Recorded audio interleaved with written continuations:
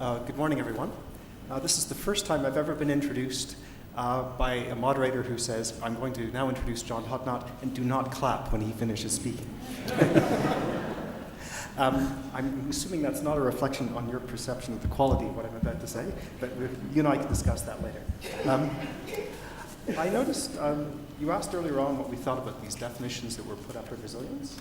I thought many of them had a great deal of merit and currency.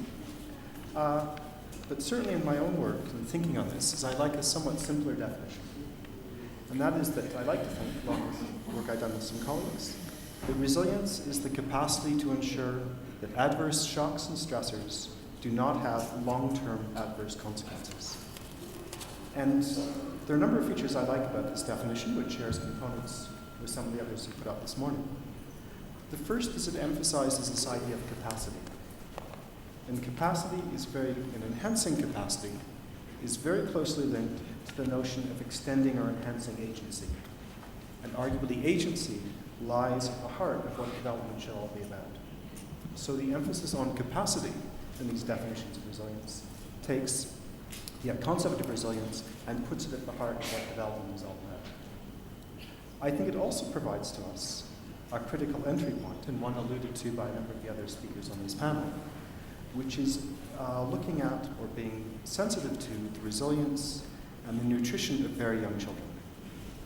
Now, you might say, well, we should do that because children are inherently vulnerable.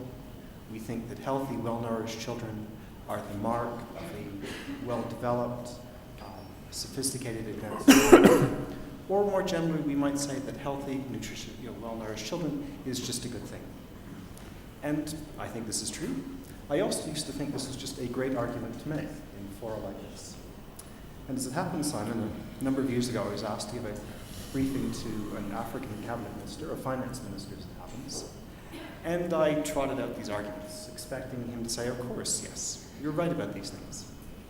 And instead he looked at me and said, young man, everything you said is true, but everyone who comes into my office says what they need, what they think is important is just a good thing. Why, as a finance minister, should care about nutrition? And as a number of our speakers have alluded to, not only is enhancing nutrition in young children intrinsically valuable, it's also instrumental for economic growth and for poverty reduction. For studies done by colleagues at IFPRI and elsewhere, who have traced children into adulthood and over their lifetimes, we know that individuals who are undernourished in early life attain lower schooling, have poorer cognitive skills in adulthood, and earn less and are less economically productive as adults. And following on from some of my other speakers who have we've noted this idea of trying to remember one key fact from each of its presenters.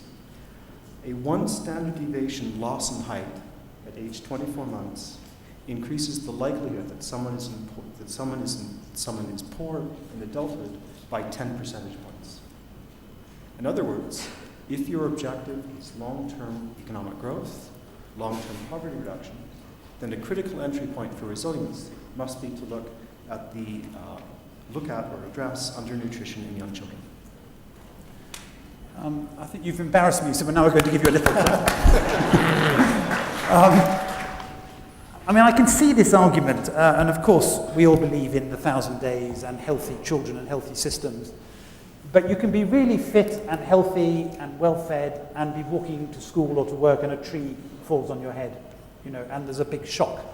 So does IFPRI have anything to say to us on the other side of this equation about how we have to manage shocks in order to stop the tree falling? Actually, if you don't mind me just coming back to you on that. The first response is, if you can prevent the tree from falling, you don't have to deal with the shock afterwards. And I think, as a number of the other speakers have alluded to, and I think this came up in some of the side events yesterday, is that a focus on resilience, in part, is a focus on thinking about ex-ante actions.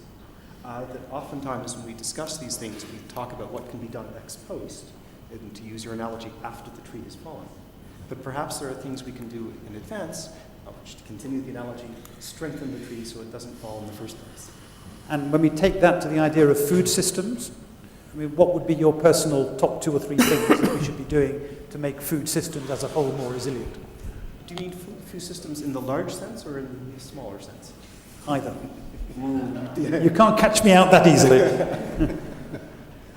I think one of the things to take the large question, which is to look at issues around how food markets operate, is markets that operate with, in effect, fewer surprises to both producers and consumers are actually ones which, in some sense, going back to our analogy, actually mitigate or reduce the likelihood of these adverse shocks occurring.